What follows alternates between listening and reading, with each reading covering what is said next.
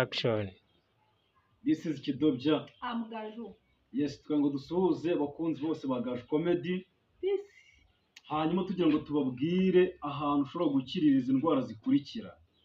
Gute, Umwijima, senezite, amara yafatanye, ibifu, impyiko, zingaro n'imyijima, sida, ubutumbu n'ibitabazi, hepatite, n'ibindi birwara byicaramo nk'umuvuduko w'amaraso, stress zikabije, kurangiza vuba kw'abagore, no kurangiza vuba no kugira ngo ntukame kw'abagore. Si indwara zose. Imihango y'ikinyarwanda kuko ntibakora imihango bisanzwe. ibyo byari birimo byatuma munsi ni umuti. Ibyo se wabivura, byose Gaju Comedy si yabivura. Ntabwo imihango y'abanyarwanda bumva keretse batwerereye. Stress, kwiheba no gutekereza ko utazatera imbere. Ni kuri Gaju Comedy.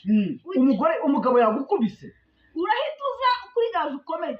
umugore yagusuzuguye, Iyizire kuri Gaju Comedy. ufite ikibazo cyo kubura amafaranga, Na impression zihita zikirirayo. ufite stress mu mutwe, Ngwino kuri Gaju Comedy man. wasanga urwara n'amaso. Yo, igisubizo cyabonetse. Buri kibazo cyose waba ufite ugiye kuri Gaju Comedy gihita kirangira. Ako kanya. Nakwambia haki ya Mungu, mimi mwenye siko mimi hohote.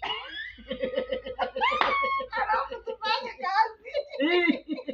Il faut no sekere neme. Ariko reka mbabwire igifaransa cya Kidobya rwose nyakinkuramo. Subira iki gifaransa yakigiye he?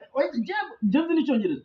I will never think about snitch because they want to push me in the hair. They want to push me my road carapon. Ibyo se nabyo biri mu bintu byatuma abantu kuri Gaju Comedy bakira Ukigera kuri Gaju Comedy indimi zirizamo.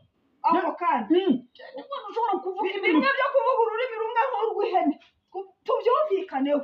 uhita ucara by'ukubiri. Kuri Gaju Comedy hari n'uburyo dusigaye twigisha imodoka.